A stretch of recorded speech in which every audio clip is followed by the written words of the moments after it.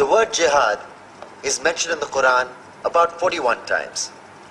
The words mercy, peace, and compassion are mentioned about 355 times.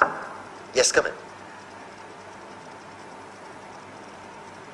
Come on in, Riaz. Sit down, please. Contrary to popular belief in most Western cultures, Islam is a religion that preaches peace and tolerance. Yes, Patricia. If Islam truly is a religion that preaches peace, then how come the world's most troubled spots, the West Bank, Afghanistan, Pakistan, Iraq, they're all plagued with Islamic terrorism? Well, that depends on your definition of terrorism. Some might argue that the U.S. invasions of countries like Iraq and Afghanistan are also acts of terrorism. No, those were acts of war to get rid of despotic regimes. Or a means of getting at a country's oil. Conspiracy theories. Well, May I? Yes, please. Go ahead, Riaz. Mr. Khan is right. I mean, if we're talking about terrorists, the world's biggest terrorists are the white superpowers. Come on now. No, really, stop and think about it. Explain 9/11. Okay. Do you know how many people died in the Twin Towers strike? Around 3,000. And do you have any idea how many people died in the bombing of Afghanistan? Take a wild guess.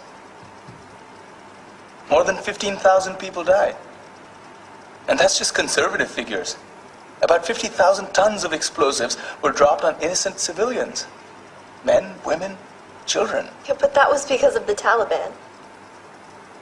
Now that you brought it up, did you know that the Taliban was a creation of the CIA to fight the Russians? Whatever. They were still harboring terrorists. Yeah, right. Terrorists that were never found. Just like the weapons of mass destruction that were never found in Iraq. Do you want to get into the death toll in Iraq? 500,000 civilians and counting. And what do Britain and America say when they don't find these weapons? It's simple. They just say sorry.